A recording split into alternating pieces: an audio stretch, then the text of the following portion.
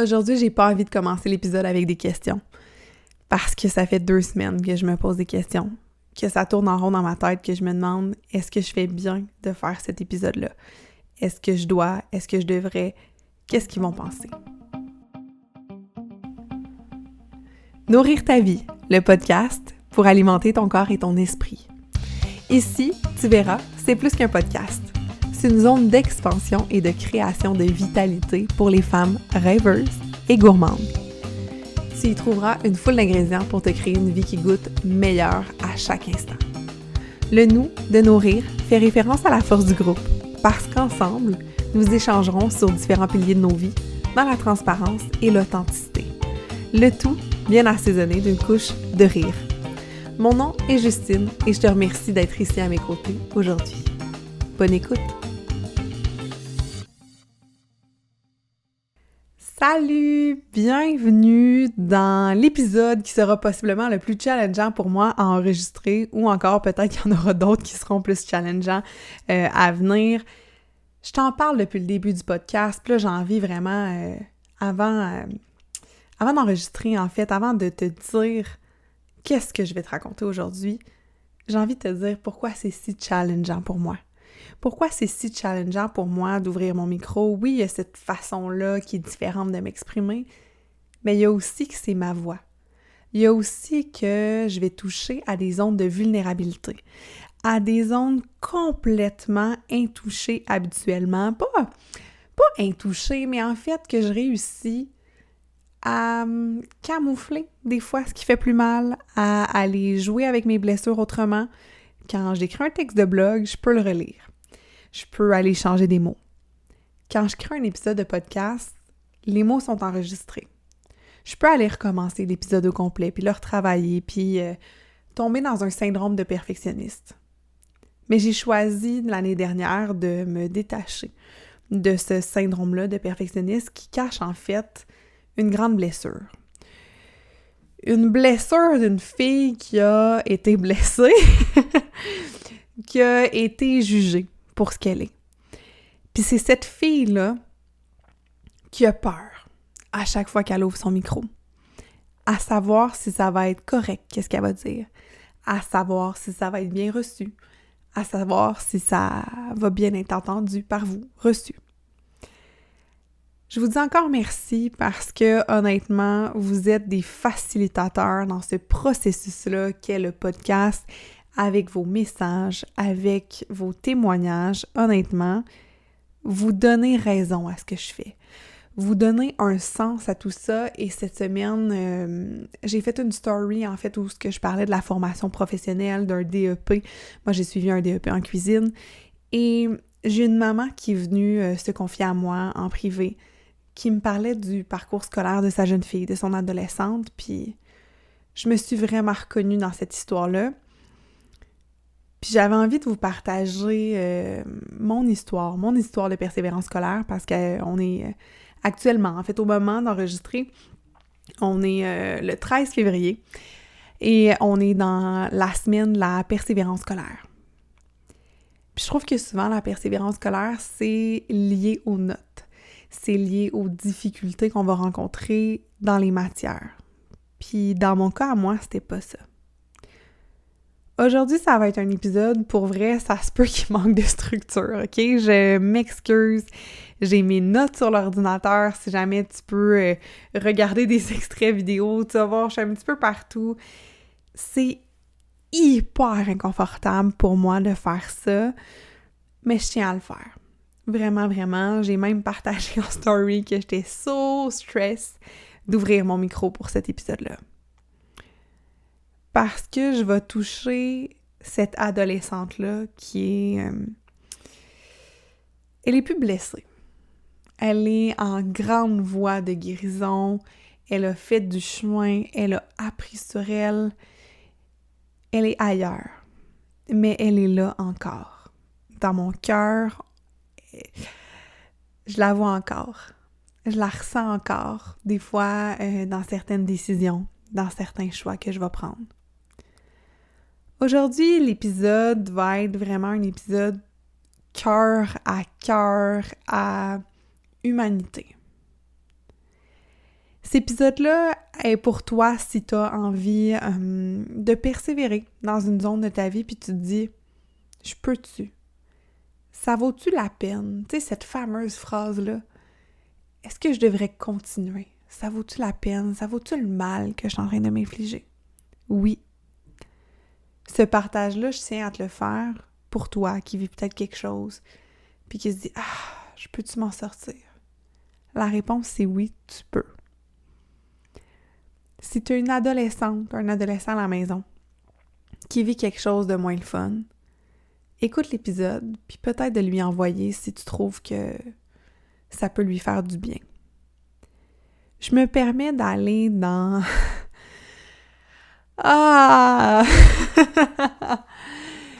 cette zone à l'intérieur de moi pour que tu te reconnaisses. Pour que tu puisses aller chercher de la douceur là-dedans, de l'espoir peut-être, qui des fois... Moi, en fait, personnellement, mon espoir, elle s'est beaucoup nourri en regardant des gens. En regardant des gens qui s'étaient donné le droit de continuer, qui se sont donné le droit de complètement transformer leur vie. Puis c'est grâce à ces personnes-là, je pense, que je suis debout aujourd'hui. Puis j'ai envie peut-être, pour une personne, d'incarner ça. Oui, il y aura des silences aujourd'hui. Parce que je disais ce matin avant que mon chum parte, mon amour, je l'enregistre finalement après l'avoir remis plusieurs fois. J'ai peur. Je suis perdue. Je sais pas. C'est pas mon ego qui lead ça. C'est pas la Justine confiante, qui a de la drive, qui saute partout quand on met de la musique. Non. C'est quelque chose d'autre qui vient de parler aujourd'hui. Quand je regarde où je suis aujourd'hui, je peux pas croire le chemin des 10 dernières années. J'ai souvent les larmes aux yeux quand je pense à où j'étais il y a 10 ans. T'étais où, toi, il y a 10 ans? Est-ce qu'aujourd'hui, la personne que t'étais il y a 10 ans, elle serait fière de où t'es aujourd'hui? Ma réponse à moi, c'est oui. Justine, 16 ans, qui regarde Justine, 26 ans, est comme « You got it, girl. Thank you. Merci. Merci de m'avoir donné de l'amour. Merci de m'avoir permis de guérir. Merci d'avoir été là. Merci d'avoir tout fait en ton possible pour m'offrir une vie qui goûte meilleure. » À l'âge de 15 ans, je recevais un diagnostic de dépression. C'est pas quelque chose qu'on vit tous dans une vie. Et là, chaque fois que je raconte mon histoire, je tiens toujours à dire on a chacun une histoire. Mon histoire est pas meilleure que la tienne, que celle de quelqu'un d'autre. Mon histoire, elle est tout simplement. J'ai choisi d'honorer mon parcours, d'honorer mon histoire pour m'apporter de la douceur à moi, pour arrêter de cacher qui j'ai été, qui ça m'a amené à être et qui je vais devenir grâce à ça. Mon premier réflexe pour guérir de mes blessures, ça a été de me créer un ego qui était complètement démesuré, qui m'a amené à dans des zones pas sexy, en mode protection, en mode parfois d'utiliser la non-authenticité pour me protéger. Puis c'est correct, je me pardonne de ça. Mais aujourd'hui, je sens que j'en ai plus besoin. Je sens que je peux être moi, simplement. Je sens que c'est sécuritaire d'être moi.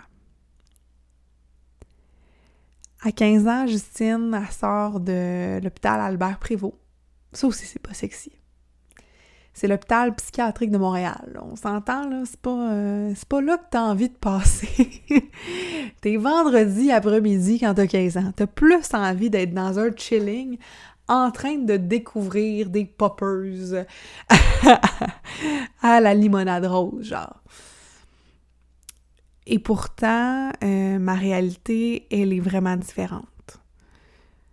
Je vis de l'anxiété, du stress de la performance, de l'anxiété scolaire. beaucoup. Mais je porte aussi d'autres choses en moi. Il est arrivé des choses que je souhaite à personne et que malheureusement, plus j'en parle, plus je trouve que ça arrive à trop de gens. À 15 ans, j'étais pas très outillée, en fait, pour affirmer mes limites. J'étais pas outillée pour dire non. Parce qu'on ne nous outille pas à dire non dans la vie. J'ai eu un... je sais pas, comment je le sors? Comment je sors ça? Il y avait un garçon que je trouvais vraiment, vraiment très, très beau et je trouvais ça vraiment le fun, qui s'intéresse à moi. Ça venait complètement me rendre molle. Puis de ce piédestal, en fait, que j'ai octroyé à cette personne-là, je me suis pas permise de dire non dans des rapprochements. J'ai enfreint des limites de mon corps. J'ai laissé cette personne-là enfreindre des limites de mon corps. Puis ça, c'est venu teinter, en fait, les 10 dernières années. Parce que j'en suis venue à croire que je devais toujours dire oui, que je devais dire oui aux gens, que je devais dire oui aux hommes, que je devais dire oui, point. Puis que c'était comme ça, puis que c'était à moi d'assumer ça. Avec le temps, j'ai vu que cette soirée-là avait laissé des marques dans mon cœur, sur mon corps, qui étaient remplies de stress. Finalement, les médecins ont appelé ça un choc post-traumatique. Moi, je connaissais pas ça. J'ai 15 ans, je connais pas ça. Ce que je sais, c'est qu'en moi, je porte une lourdeur sans nom. J'ai plus envie de continuer. J'ai plus envie de continuer d'aller à l'école. J'ai plus envie de continuer à vivre. Puis ça, je trouve ça intense de dire ça. Que à l'adolescence, au moment où je suis en pleine découverte de moi, en pleine découverte de la vie, de mes passions, où j'ai tout devant moi. Je me regarde, là, des photos de moi adolescente, je suis belle comme un cœur, j'ai tout, le sourire, les belles dents droites. Merci, maman, papa, des broches. J'ai tout. Mais moi, j'ai l'impression que j'ai plus rien. J'ai l'impression que ma seule issue, c'est de ne pas continuer. C'est de quitter. Et non pas seulement quitter la situation, mais de quitter la vie, point. On m'amène à l'hôpital parce que j'ai tellement eu la chance d'être bien entourée. Mon directeur à ce moment-là, mes directeurs à l'école, les enseignants, le personnel de soutien, pour vrai, j'ai eu des anges partout. Puis quand je regarde ça dans mon parcours, puis que je vois tous les anges que j'ai eus, je me dis que c'est exactement pour qu'aujourd'hui, je puisse te parler de ça. Parce que ces anges-là ont fait en sorte que j'ai pu traverser cette période-là. Qu'en m'ouvrant à recevoir de l'aide, ça a fait toute une transformation chez moi. J'ai 15 ans, je sors de l'hôpital avec une prescription de médicamentation. Je ne me sens pas normale. J'ai dans mon sac des pilules au cas où que je fasse une crise de panique. J'ai un agenda qui est rempli de rendez-vous avec une travailleuse sociale, avec une psychologue, avec des psychiatres, on avait à ce moment-là, je pense que c'était une psychologue familiale pour un peu expliquer à mon frère et ma soeur qui étaient plus jeunes qu'est-ce qui se passait, pourquoi mes parents devaient me donner plus de temps. C'est fou, ça me rend émotive. C'est pour ça que je voulais pas faire cet épisode-là. Ah là là, pourquoi je vais là? Pourquoi? Est-ce que c'est nécessaire? Ah là là. Je sais que si t'es maman d'une ado, là, tu me dis merci en ce moment, puis je vais me connecter à toi actuellement. C'est à toi que je me connecte. Les adultes, ils l'avaient vu, ça. Ce sourire-là, ce potentiel-là de guérison, cette vie-là, là, elle va s'arranger, Justine. Moi, je le vois pas. Il y a une fois que j'ai choisi de prendre beaucoup d'Advil. Non pas parce que j'avais mal à la tête, mais parce que j'avais mal à ma vie. Puis heureusement, là, la seule chose que ces Advil-là ont fait, c'est de vraiment me scraper l'estomac. Pendant une couple de jours, j'ai mal au ventre. Pendant une couple de jours, j'ai moins bien filé. Mais ça a été un wake-up call autour de moi. Ça a été une mobilisation qui s'est faite au niveau justement du personnel à l'école. Ma persévérance scolaire, elle n'a pas été dans mes notes. Elle a été dans le fait de continuer à mettre un pied devant l'autre et de continuer d'avancer. J'ai eu la chance d'avoir tout en place. Univers, je te dis merci. La chance que des enseignants m'aident, me permettent de les aider, de les aider sur l'heure du dîner, de rester dans les locaux. Parce que Justine, elle avait plus envie de se promener dans les corridors. Pour 2 raisons. La douleur, le stress. Quand il y avait quelqu'un qui me frôlait, mon corps réagissait, tremblait, avait envie de se défendre, de se débattre. L'autre raison, c'est que quand tu as tout ce soutien-là d'un personnel enseignant, ça se peut que le monde t'aime moins. Ça se peut que ce soit pas perçu comme de l'aide, mais comme du favoritisme. Ça se peut que tes amis comprennent pas. Quand j'ai parlé de ce qui m'est arrivé à mes amis à l'époque, et en passant, si jamais il y en a une d'entre elles qui écoute ça, je voulais vous dire que je vous ai pardonné. Pour moi.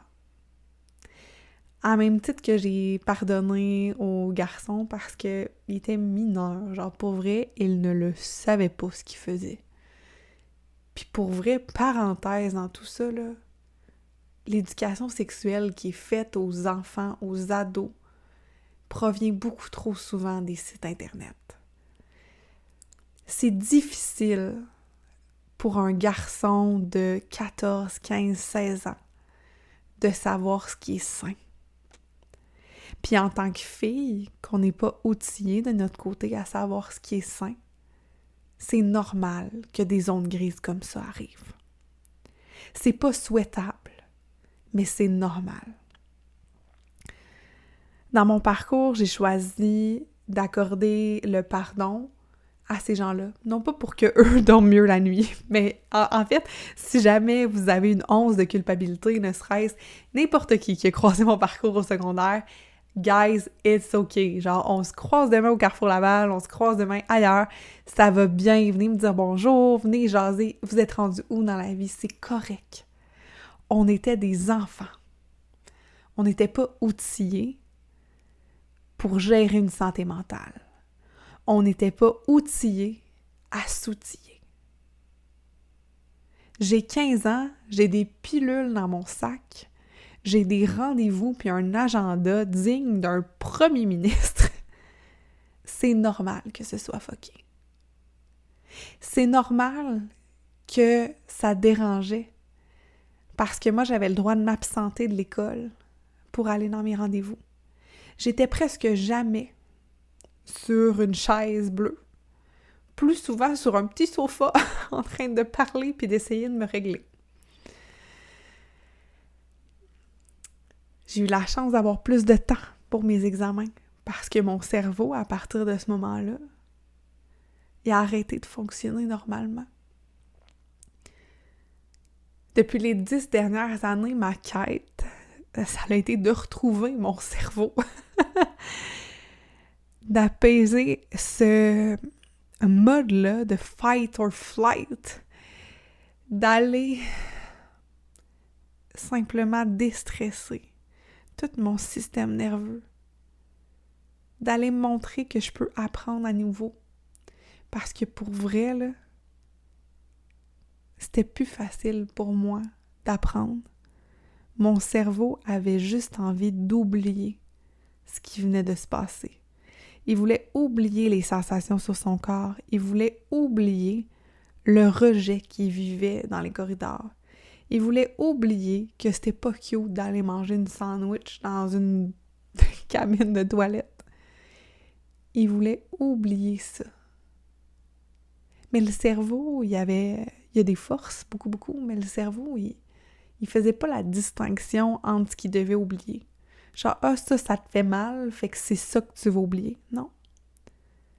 Il oubliait tout. Je me suis mis à perdre mon portefeuille, mes lunettes, mon sac, à être très, très, très, très égarée. À oublier la matière pour les examens. À oublier des noms. Puis si tu me connais aujourd'hui, tu sais qu'une de mes forces, c'est de me rappeler le plus souvent possible des noms des gens. J'ai une très, très bonne mémoire maintenant. Je me suis permis de la retrouver, cette mémoire-là. En secondaire 4, il arrive aussi quelque chose de spécial. Il arrive que c'est tellement j'ai juste l'idée d'une glissade, là, mais je suis sur la glissade, puis je slide vers le bas, là. Mais quand t'es en bas, tu peux pas faire grand-chose.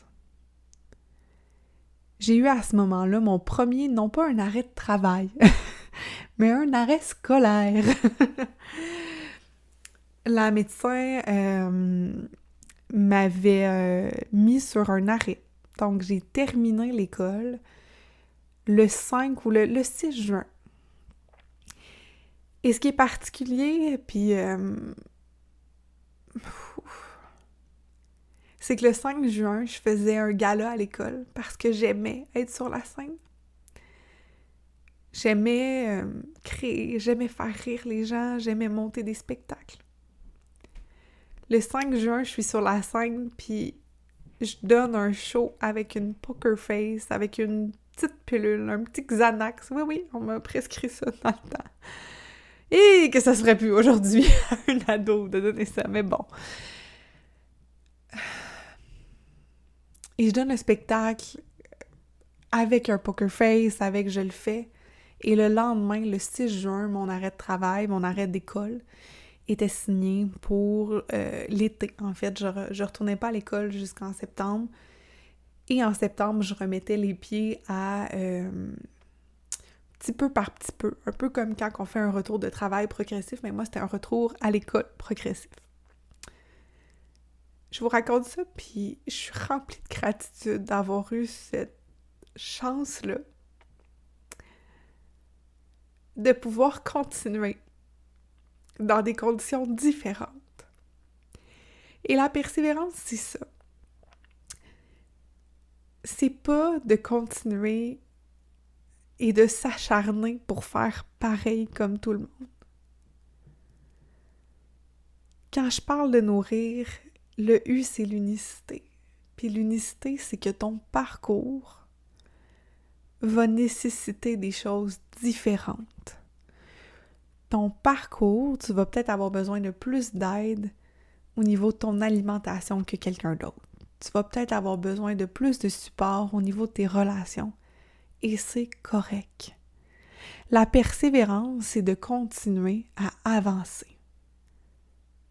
De continuer à avancer en adaptant et en respectant nos conditions actuelles. Dans mon cas, j'ai été terminer mon secondaire 5 en justement, à mon horaire, j'avais plus les cours d'éthique et culture religieuse, j'avais plus les cours d'éducation physique, vraiment simplement mes matières. Et moi, j'allais à l'école internationale et c'était... j'avais le projet personnel qui était un livre que j'ai écrit... oui, j'écrivais déjà. J'ai fini ça, puis j'ai fini pour vrai, somme toute l'année avec un beau bulletin. J'ai fini mon secondaire 5. J'avais pas envie d'aller au bal. Je m'étais acheté une robe un mois avant. au mois de mai. Fin mai. Je voyais pas l'importance d'aller célébrer quelque chose qui m'avait fait mal. Mais ce que j'allais célébrer au final, c'était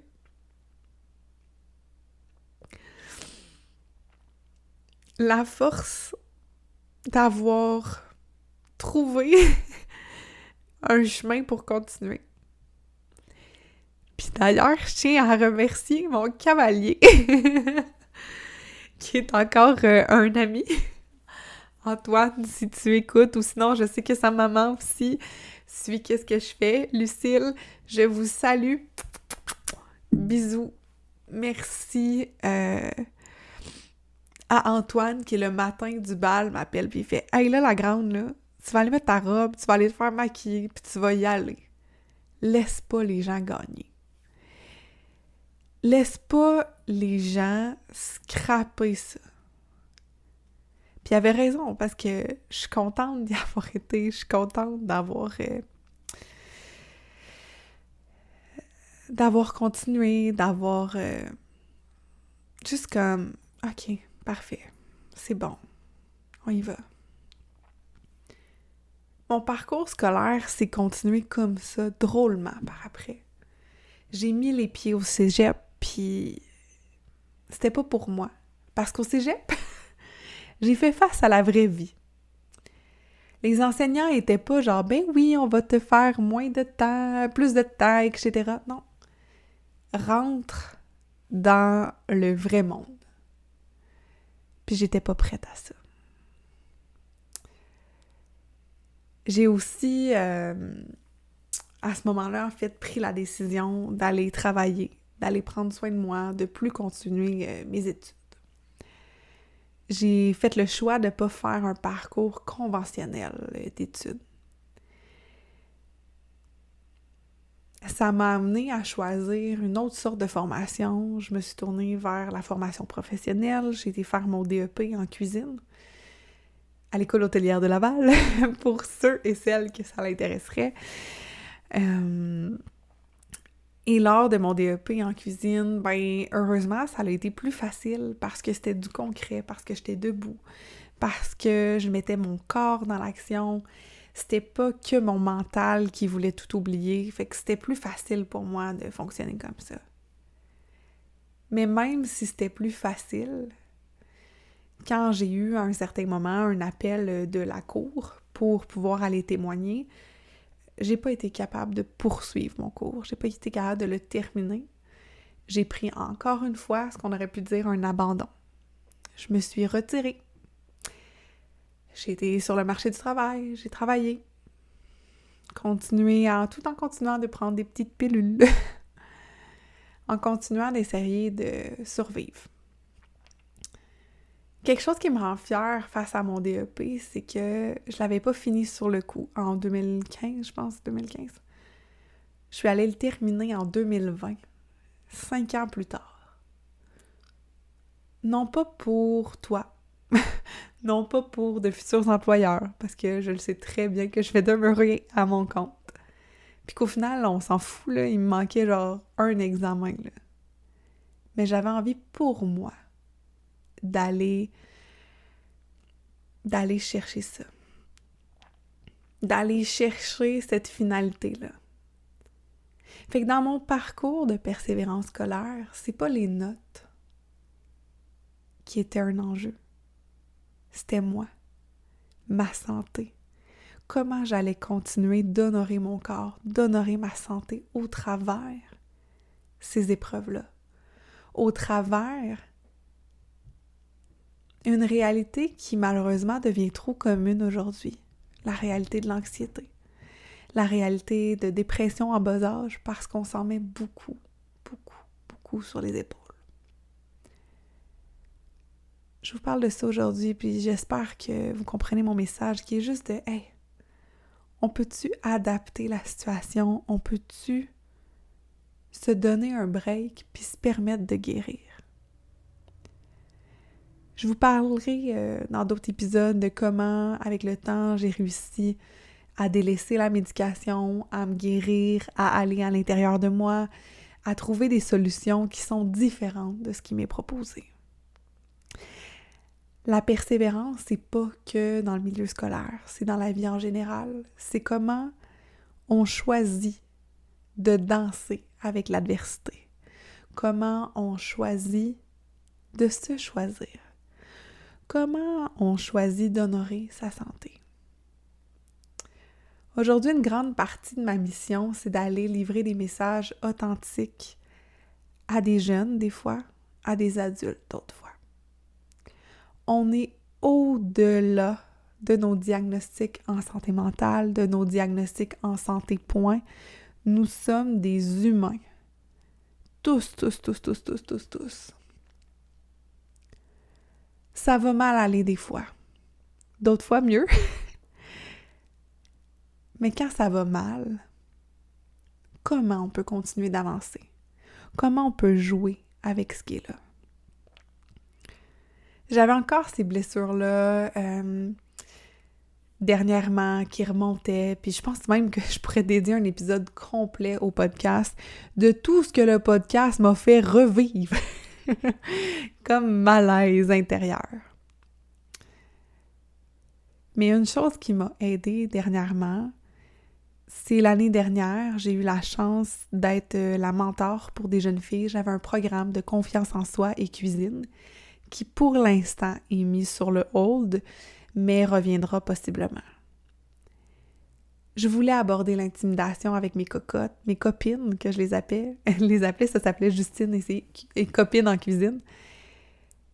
Et j'avais écrit un texte. Puis c'était pas prévu du tout. C'est en faisant le podcast, j'ai fait tout. OK, là, je vais aller le chercher. En même temps que je tournais, j'ai été le chercher dans mon ordi, puis j'ai envie de te le lire. Puis c'est peut-être cette partie-là du texte que tu pourrais faire entendre à ton ado, à ton enfant. Je vais te faire une lecture, je me suis pas pratiquée, ça se peut que je m'en fasse dans les mots. Je te demande d'être indulgente envers moi. Puis, suite à ça, suite à la lecture du texte, j'aurai une belle invitation pour toi, pour pouvoir honorer ta persévérance. Fait que, sans plus tarder, je vais te lire ce texte-là. Et ce texte-là s'adressait justement à mes copines. Je ne pense pas t'en avoir déjà parlé, mais mon parcours scolaire a été parsemé d'épisodes d'intimidation. Au primaire, au secondaire, exclu des autres, rejeté. Dans mon coin, à me demander à maintes reprises « Qu'est-ce qui cloche chez moi? Pourquoi je ne suis pas acceptée par ces personnes? Pourquoi me repoussent-elles? » Mes théories ont été différentes. Je suis pas assez gentille. Je leur donne pas assez d'attention. Je fais pas assez ceci. Je fais trop cela. J'ai changé ma façon d'agir, tenté de modifier tellement de fois qui j'étais pour fitter dans un semblant de personne parfaite que je m'étais imaginé devoir être. Je te parle de ça aujourd'hui parce qu'il y a quelques semaines, j'ai eu un flash. J'ai eu un souvenir de cette phrase qu'on m'a répétée si souvent. De la bouche de mes parents, de mes enseignants et de la majorité des autres adultes qui croisaient mon parcours. Laisse-les faire. Ignore-les. Je sais désormais avec l'âge que l'intention qui se cachait derrière ces mots était une espèce de « ne t'en fais pas trop avec l'opinion des autres ». Tu verras, un jour, leur jugement n'aura plus d'importance dans ta vie et au final, ce qui compte réellement, c'est qui tu es toi et non ce que les gens pensent que tu es. Toutefois, dans ma tête de fille de 8, 13, 15, 16 ans, ça résonnait comme « ne fais rien, ne bouge pas et accepte ».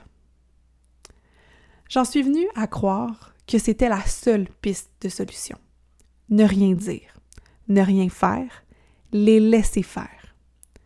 Que quoi que je fasse, que j'essaie d'être ou que je dise, j'étais condamnée à subir, à rester immobile et attendre que le temps passe.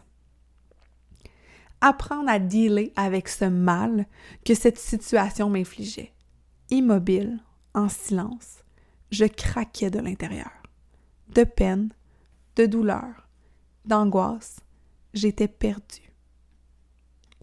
Je me suis alors mise à ignorer, du mieux que je pouvais, les gestes qui étaient posés à mon égard, à me déconnecter de la réalité, à fuir ce qui était. C'est également à ce moment que j'ai coupé le canal petite voix intérieure. Tu sais, celle dont je te parle souvent, celle qui te guide et qui te dicte des informations si précieuses. Je l'ai rendue muette. C'était devenu trop douloureux de l'écouter. J'aimais mieux écouter de la musique très forte, plonger ma tête dans mon cellulaire ou encore dans la cuisine pour ne pas penser à cette souffrance qui habitait mon corps. J'ai opté pour cette manière d'agir pendant des années.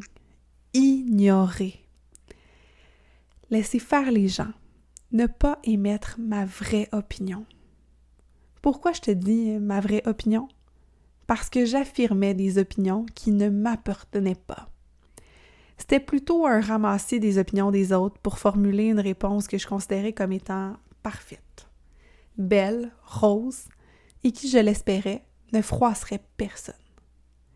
Je voulais éviter par-dessus tout le jugement des autres.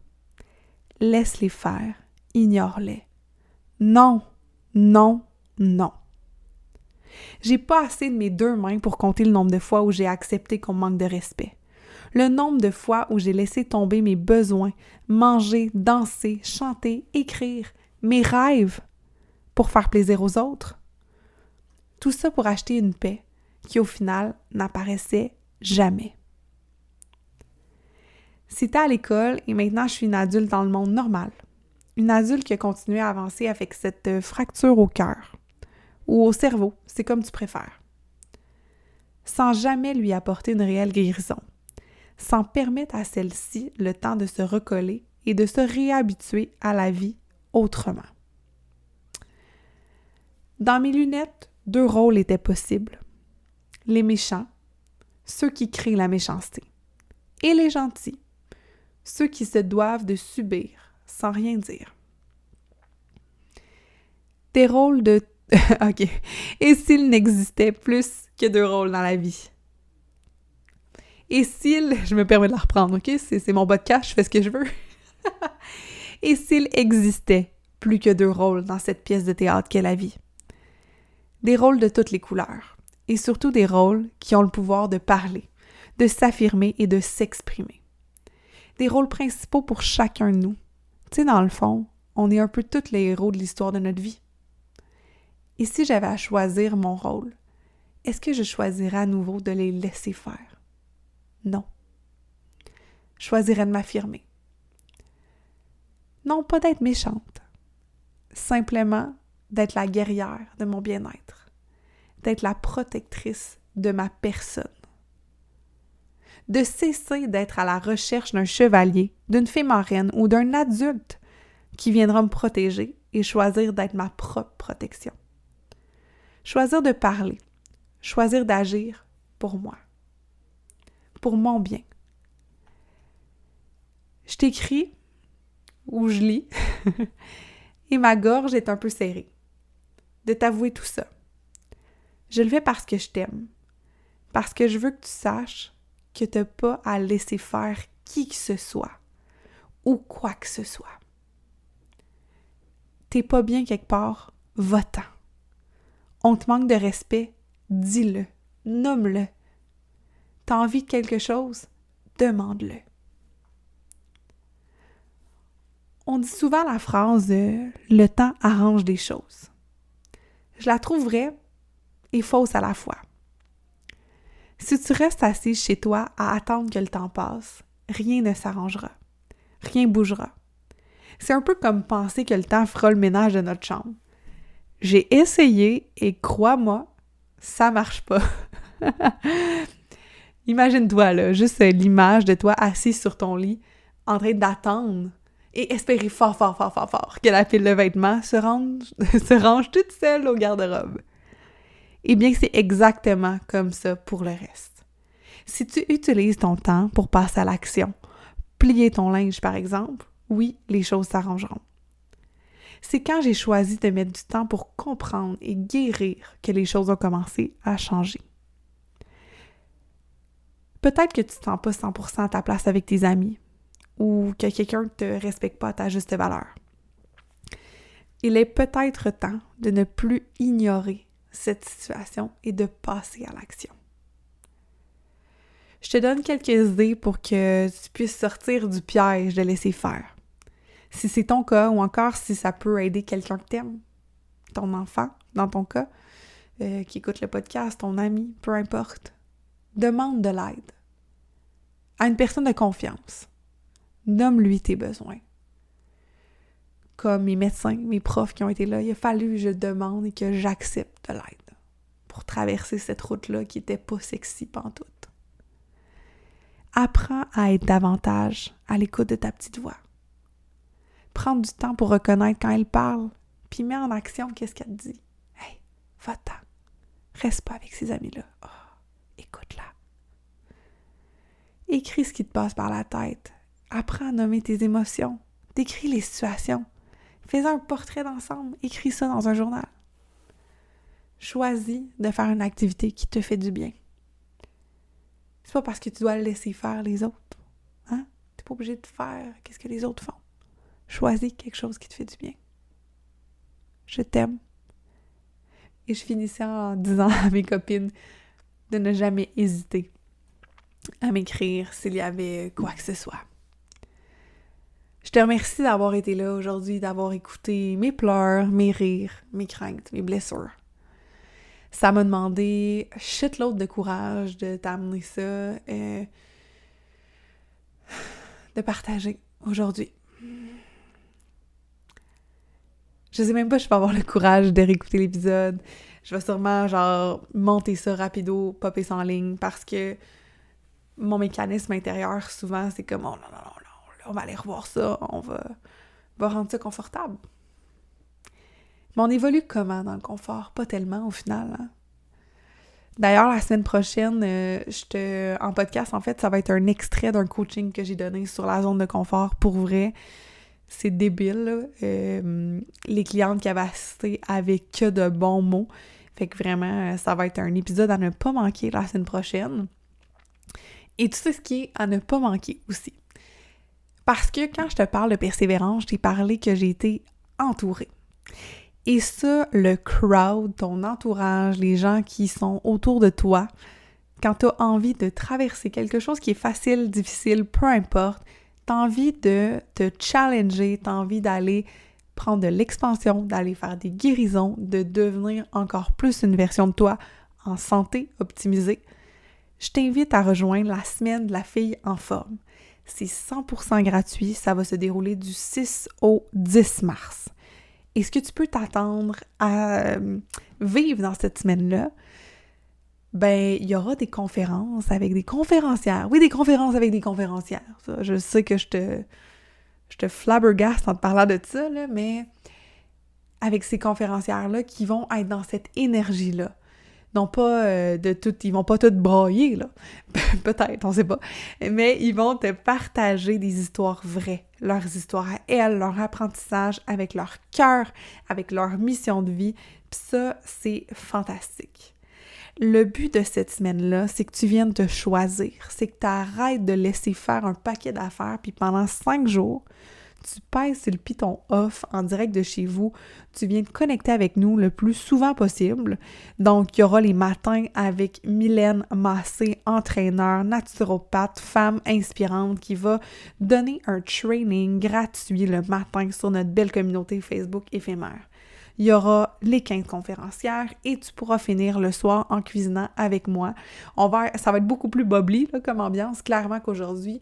Je sais qu'aujourd'hui, c'était un podcast un peu différent, un peu dans une énergie qui était plus à la confidence et à l'inspiration de tu peux continuer et tu peux à tout moment choisir de transformer ta vie et tu peux à tout moment te choisir. C'est ce que j'ai envie de te proposer et c'est ce que j'espère que tu vas te permettre de faire en t'inscrivant à la semaine de la fille en forme. Si tu as retrouvé de la valeur dans ce podcast-là, envoie-le à une maman que tu sais que son ado vit une situation difficile, à une personne peut-être qui est dans un trou noir. Peu importe. Si j'ai livré ce message-là aujourd'hui, c'est pas à propos de moi. C'est à propos d'aider quelqu'un qui a besoin de persévérer dans peut-être l'adversité. Je t'embrasse, je te dis à la semaine prochaine et je t'envoie un pick-up rempli de gratitude d'être ici avec moi dans cette aventure-là du podcast Nourrir ta vie, mais aussi dans les aventures quotidiennes que je vis, d'être là sur le podcast, d'être là, juste d'être là. Je t'aime. À bientôt.